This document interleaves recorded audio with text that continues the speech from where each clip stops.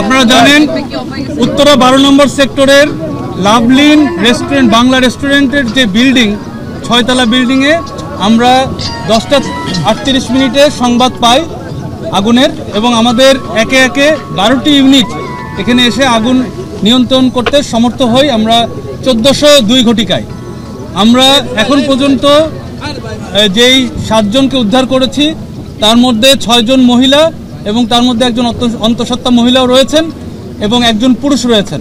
তারা সবাই যার যার চিকিৎসা নেওয়ার জন্য হসপিটালে গিয়েছেন এবং আমরা এখন পর্যন্ত কোনো ডেড ভিকটিম অথবা অন্য কোনো ভিকটিম পাই নাই। তবে সবাই আল্লাহর রহমতে সবাই ভালো আছেন আশা করি। এবং আমরা যেই আনুমানিক যেই সোর্স আগুনের যে উৎস এটা জানতে পেরেছি, এটা সম্ভাব্য উৎস আমি একটা ভিডিও পেয়েছি, ওখান থেকে যেটা বোঝা যাচ্ছে যে এটা রেস্টুরেন্টের যে সিলিন্ডারের কোনো গ্যাস লিকেজ থাকতে পারে, সেই লিকেজ থেকে এইটা আগুনটা একটু বেশি হয়ে গিয়েছিল, মানে ডেভেলপমেন্ট স্টেজে চলে গিয়েছিল। তবে আমরা আনুমানিক 4 ঘন্টার অক্লান্ত পরিশ্রমে আমরা এটা সমর্থ হই 12টা ইউনিটের মাধ্যমে। আমাদের ফায়ার ফাইটার 130-এর উপরে এখানে আছেন এবং আপনারা দেখেছেন আধুনিক আমরা টিটিএল এবং অন্যান্য আধুনিক যন্ত্রপাতি আমরা ইউজ করেছি এবং আমরা গতানুগতিকভাবে আমরা ম্যানুয়ালিও আমরা রেস্কিউ করেছি সব রকমভাবে। এই বিল্ডিংটি একটি অগ্নির দৃষ্টিকোণ থেকে এই বিল্ডিংটি একটি ঝুঁকিপূর্ণ বিল্ডিং ছিল। এই বিল্ডিংয়ে কোনো ফায়ার ইকুইপমেন্ট আমরা পাইনি, মানে ফায়ার ফাইটিং ইকুইপমেন্ট পাইনি। এই বিল্ডিংয়ে আমাদের জানা মতে আমরা নোটিশ দিয়েছি। এই বিল্ডিংয়ে আমাদের যে ফায়ার সেফটি প্ল্যান সেটাও নাই এবং এই বিল্ডিংয়ের তথ্য যতটুকু পেয়েছি আমরা এটা বললাম। ভবিষ্যতে আরও আমরা তদন্ত সাপেক্ষে অনেক তথ্য প্রদান করতে পারব। এটা আসলে কোনো অনুমোদনই নাই, এখন এটা কি অনুমোদন ছিল এটা দেখতে হবে। আর এবং এখানে আমরা কোনো ফায়ার ইকুইপমেন্ট, যেটা ফায়ার ফাইটিং ইকুইপমেন্ট বলি আমরা, এরকম কোনো এক্সটিংগুইশার অথবা অন্য কোনো কিছুই আমরা পাইনি। এখানে আসলে প্রথমত আগুনটা বললাম যে ডেভেলপমেন্ট স্টেজে চলে যায় প্রথম দিকে আমরা যখন এসে পাই, কারণ এটা গ্যাসের লিকেজ থেকে যেহেতু হয়েছে সুতরাং নিচের ফ্লোরগুলোতে গ্যাসের উপস্থিতি ছিল এবং এখানে অনেক পেট্রোলিয়াম দ্রব্যাদি ছিল। এখানে আপনারা জানেন যে এই বিভিন্ন ফ্লোরে বিভিন্ন টাইপের প্রতিষ্ঠান ছিল, যেমন জিম ছিল, রেস্টুরেন্ট তো ছিলই প্রথম 2 তলা, তারপরে আপনার জিম দেখেছি আমরা, পার্লার ছিল এবং উপরের দিকে আরও আরেকটা জিম দেখেছি, মানে সব মিলিয়ে, এবং উপরে লোক বসবাস ছিল। এই বিল্ডিংটি 6 তলা টিন শেড করা। এটা আসলে প্রথমত অনুমোদনের জন্য এই রাজধানী উন্নয়ন কর্তৃপক্ষ এই অনুমোদনগুলো দেন।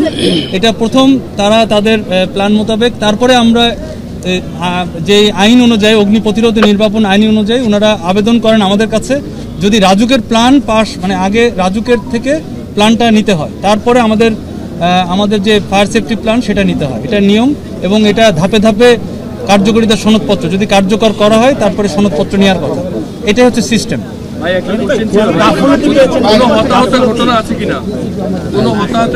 কোনো হতাহতের ঘটনা এখন পর্যন্ত আমরা জানা নাই, পাইও নাই। আমরা শুধু 7 জনকে উদ্ধার করেছি, কেউ নিহত হন নাই।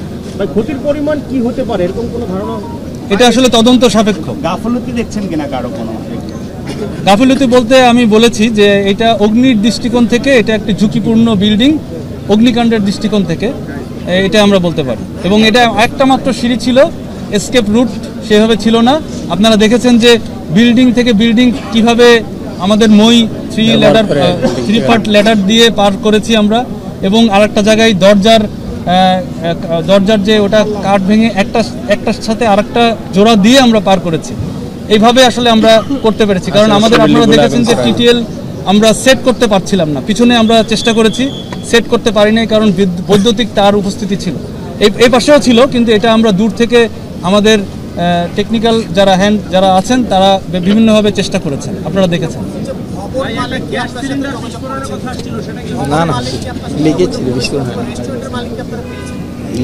জি না, আমরা এই দুর্ঘটনায় এখন পর্যন্ত রেস্টুরেন্টের মালিক অথবা ভবন মালিককে পাই নাই। আপনারা কতগুলো ইউনিট কাজ করলেন? 12টা ইউনিট কাজ করেছে। দেখলাম যে আমরা একজন পুলিশ সদস্য তিনি এই ভবন থেকে যদি আপনি বললেন যে সিলিন্ডারকে সম্ভাব্য উৎস বলা হচ্ছে, সেই সিলিন্ডার নিয়ে পালিয়ে যাওয়ার চেষ্টা করেছিল এক লোক। তাকে এখানে এলাকাবাসী এবং পুলিশ সদস্যরা কয়েকজন ছিলেন, তারা 3টি সিলিন্ডার সহ তাকে আটক করেছে। এই সিলিন্ডারগুলো কি সেই সিলিন্ডার? এটা আমরা বলতে পারবো না, এটা পুলিশের কাছ থেকে আপনারা জিজ্ঞেস করে নেবেন, কারণ আমরা আসলে অগ্নি নির্বাপন এবং মানুষের রেস্কিউ নিয়ে বেশি নিয়ন্ত্রণে আসলো আনুমানিক 4 ঘন্টা লেগেছে।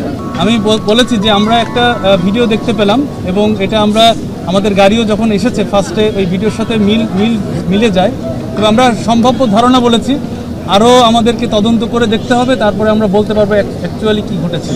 মানে এলপিজি গ্যাসের পরিবর্তে যদি সিএনজি গ্যাস ব্যবহার করা হয়, মানে ব্যবহারের অনুমতি আছে কিনা এই ধরনের রেস্টুরেন্টগুলোতে একটু বলবেন, আর ব্যবহার করলে কি ধরনের ঝুঁকি রাখতে পারে ঘটনা? আপনারা জানেন যে এলএনজি গ্যাস থেকে সিলিন্ডার গ্যাস যেগুলো আছে সেটা ঝুঁকিপূর্ণ বেশি, কারণ এটা অল্পতেই চারিদিকে ছড়িয়ে পড়ে।